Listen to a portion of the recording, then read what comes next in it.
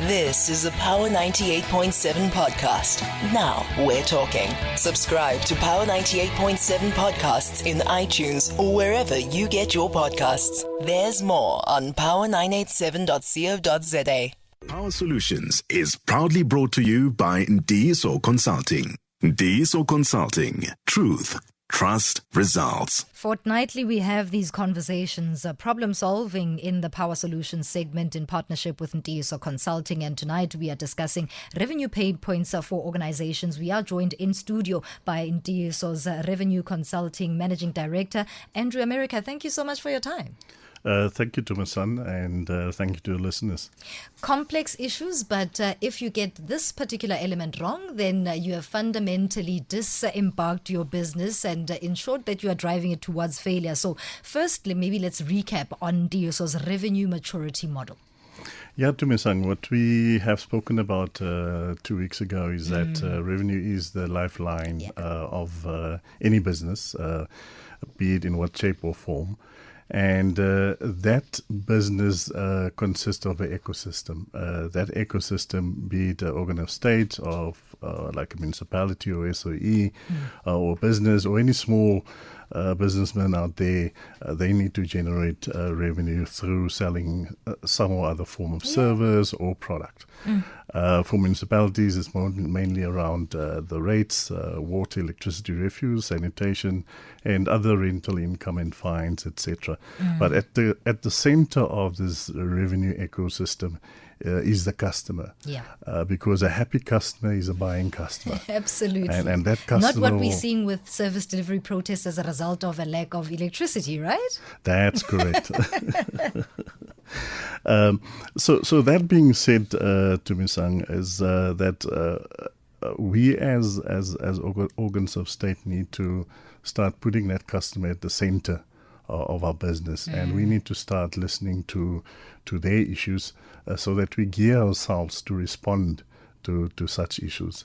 And the pain points that we will unpack as part of our case studies that we looked at across various municipalities and SOEs within SA, we picked up a similar trend, which currently puts us in a position where everyone has large debt books, which they battle to reduce.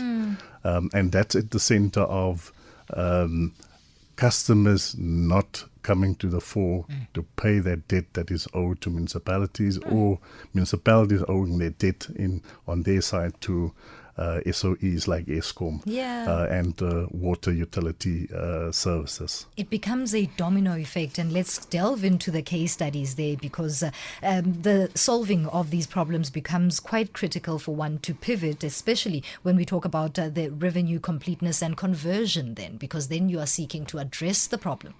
That's correct. So one key pillar at the center of any revenue maturity model is the completeness of that revenue, which translates into you billing everything that you're supposed to bill, and the conversion side of it is that you're actually getting paid for what you bill. Right. And that entire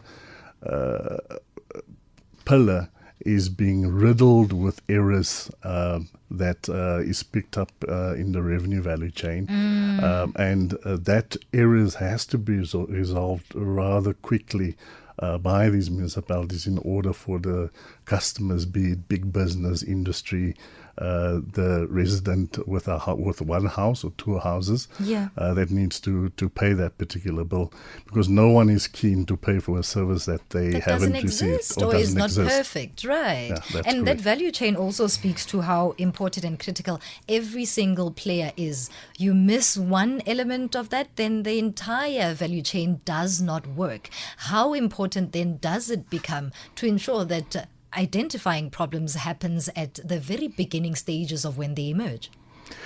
To me, son, what we've experienced in our case studies is that there's large amount of time that lapses between a customer registering that first query versus when the query get resolved. And here I'm talking anything from a week to a year and post a year. And organs of state need to position themselves in order to respond fairly quicker if such an error does come from or get reported from the citizen side. Yeah. But more importantly, they need to ensure that their processes are robust enough to ensure that the correct information gets communicated to the customer out there. Absolutely. My next point that I want us to highlight on is the lack of revenue protection. In any business, one would have to use that as a fallback should anything go completely wrong. Then you have a backup plan as to how then you buff up your revenue supply. That's correct. In this case, what we're talking to in revenue protection is there's a lot of unnecessary leakages. Yes. If you talk in the business of municipalities, they sell water, they sell electricity. An SOE like Eskom sell electricity. We find ourselves in a situation where there's a lot of illegal connections happening and going around, and there's root causes for that. Might be prices being too high on the electricity end, and there's a further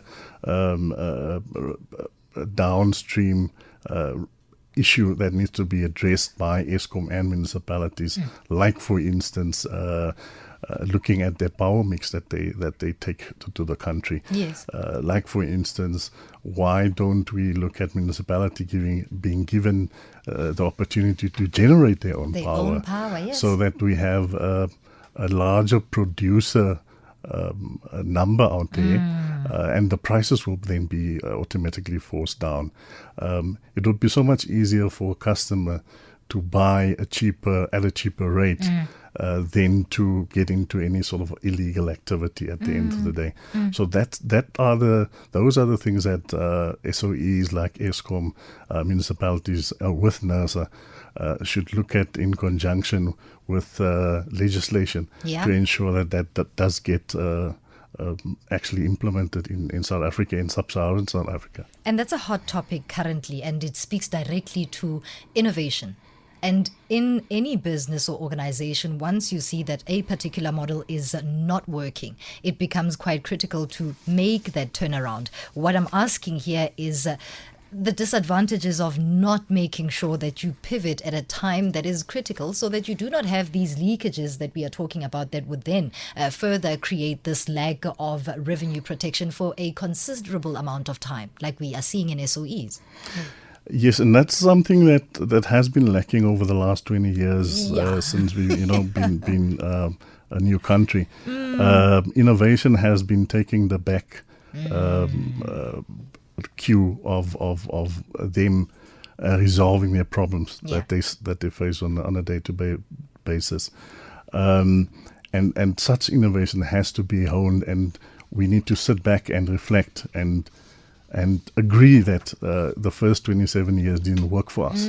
Why don't we take a different path to ensure that we, through innovation, resolve a lot of the challenges that we're sitting with within a revenue value chain? It also has a lot to do with the skills requirement within an organization. Now, what we have come to know of late, and as media reports continue to come in with failures that are reported in state-owned entities, is that the right skills mix is not there. That's right, Tumisang. As part of resolving these issues, we need to look at how do we capacitate organization with the right skilled people, mix in terms of experience as well as in terms of qualification. When we looked at our revenue value chain and the people that is employed within that revenue value chain, we identified various skill sets from financial experts like chartered accountants right up to engineers, electrical engineers, civil engineers, to ensure that revenue value chain is complete and whatever a municipality or SOE do generate and bill is accurate. And in most cases, a lot of those vacancies are not timeously filled. And when they get filled, it might be a question of if it's the right people that sits in those positions. We are going to continue on that thread after this short break. We are in conversation with Andrew America, Managing Director at Ndiyiso's Revenue Consulting. And this evening, of course, we are talking all things revenue as pain points in any organization as part of the segment right here on Power Business in partnership with Ndiyiso Consulting. We are problem solving. It is the Power Solutions segment. Stay tuned. Beyond the headlines, information and conversation. Power 98.7 on 103.6 in the south of Johannesburg, 104.4 in the Vaal, and 107.2 in Ekurhuleni. Now we're talking. 7:22 is the time right here on Power Business, and we continue in the Power Solutions segment right here on Power 98.7 in Power Business, and it is in partnership with Ndiyiso Consulting. We are speaking to Ndiyiso's Revenue Consulting Managing Director, Mr. Andrew America. Of course, we've been deliberating over revenue pain points, and I really must say, Andrew, that what sparked my interest, because it is such a debatable topic right now. All of us are facing load shedding, and when we talk about what it is that is required as a case study on the likes of Eskom, we spoke about those leakages that may occur, as well as if the end user, which is the consumer, is not satisfied with service offerings in a product, then it creates a revenue trajectory that is not in symbiosis, and it's not really going to yield much results. And what I'm interested in here is the alternative potentially viable sources of energy, which then we touched on a little bit, but I would like us to expand even further around what would exist, especially when we spoke about pivoting and ensuring that one closes the gaps that have emerged. Tumisang, like I said, firstly, what Eskom is our biggest power provider and our only power provider of substance within South Africa, and we need to address that issue through diversifying the producers. We've been speaking at length around private sector coming on board to assist with providing energy as a support to Eskom, as well as municipalities to ensure that they go down the route of producing their own energy. NERSA has provided some of the municipalities and metros like Nelson Mandela to procure from independent energy providers, to fill up their requirement. You've seen excellence of this in parts of the country.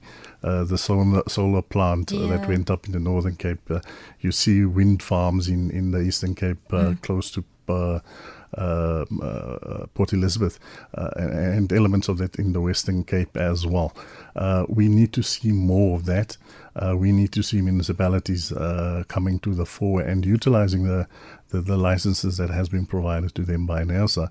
But we also need NERSA to open up more towards other municipalities so that we can get a larger group of organs providing power to the citizens of South Africa. And that essentially is going to create healthy competition within the market and open up for a space where us as consumers then have a affordable price to pick and choose from, which would be great for us, but we'll get there one day. And when we spoke about the current debt levels that are unaffordable, really, at Eskom, and their bounce back, as we've even heard from the SOE itself, is going to take a number of years. And it brings me to my next question about the role of debt collectors, then speaking to an element of financial specialists then coming into the fore to basically address this matter.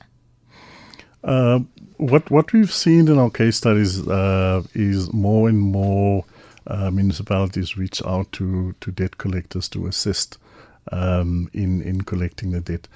What we've done from Ndiyiso side is adopting a methodology that speaks to activity-based debt collection, and it looks at the life cycle of the debt of a particular customer. Okay. You might find errors within their debt that you need to fix first before the customer is willing to pay. And that is the kind of approach that we would like to see municipalities adopt as well. And we've seen the successes and results from the period that we have done it from our side at our client base. Are you able to give us maybe examples of how it has worked and where you have seen it work, so that we at least have a reference of it actually can work, it's doable? You have instances where a lot of times, if you look at the revenue value chain, it consists of right from your property value. So you as a customer need to make sure that you're being valued accurately, because you're paying a tax associated with that. The next step is then you get metered services, water and electricity, whether it's conventional or prepaid. Prepaid more easier because you can, you know what you pay for. Yeah, and you actually see it. And you see it, yeah. So with water being on the conventional side, you may find that your meter is not being read regularly or being estimated for long periods of time, and that estimation might be wrong. We then further down the revenue value chain when it comes to billing and credit control. And credit control is more where if you do not pay, the municipality has the right to block those services. Yes. And they do some from time to time, erroneously do so. But then that results in what we see emanating in our communities, illegal connections, bypasses, etc. And that's where the losses comes from on the energy side. And then right at the end, it's the debt collection, which comes into play when long periods of time of non-payment happens. So what we have done is then we look at, if we take an example of the estimation, of even before the estimation, if a customer is unhappy with his property valuation, we do direct that customer through the right channels to get the valuation right, so that the customer's bill can be adjusted accordingly. If it's an issue of metering where there's long outstanding estimations on that customer's account, we then ensure that an actual reading is obtained on a particular point in time, and then the associated correction comes through, and we then communicate such corrections through to the customers. Once the customer's bill are corrected and he's happy with the value on that statement, he's normally then also happy to pay. Because the customers doesn't want to fall into debt from their side as well. We do from time to time get disgruntled customers, and we obviously have avenues that we follow with such customers. And those are not very comfortable avenues. Nobody wants to find themselves there.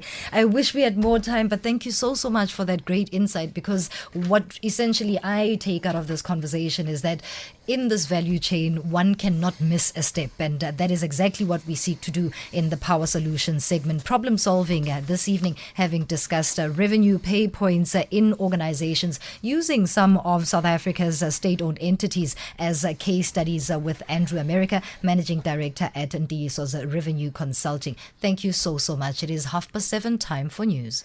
Power Solutions was proudly brought to you by Ndiso Consulting. Ndiso Consulting. Truth, trust, results. You've been listening to a Power 98.7 podcast. For more podcasts, visit power987.co.za or subscribe wherever you get your podcasts.